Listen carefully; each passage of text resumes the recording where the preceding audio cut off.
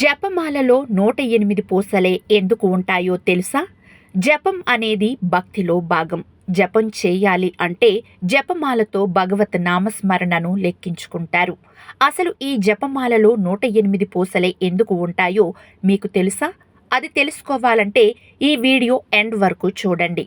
హిందూ ధర్మంలో పూజల సమయంలో శ్లోకాలు, మంత్రాలు చదివేటప్పుడు జపమాలను ఉపయోగిస్తుంటారు. ఇందులో 108 పూసలు ఉంటాయి. జపమాలలో 108 పూసలే ఉండడానికి కారణం ఏంటంటే, ఒక వ్యక్తి రోజులో 21,600 సార్లు శ్వాస తీసుకుంటాడట. అంటే 12 గంటల్లో 10,800 సార్లు శ్వాస తీసుకుంటాడు.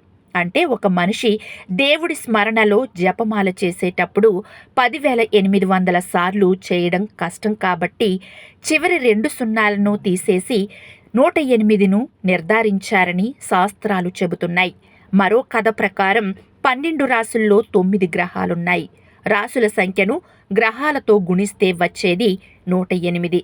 అందుకే జపమాలలో 108 పూసలను నిర్ధారించారట.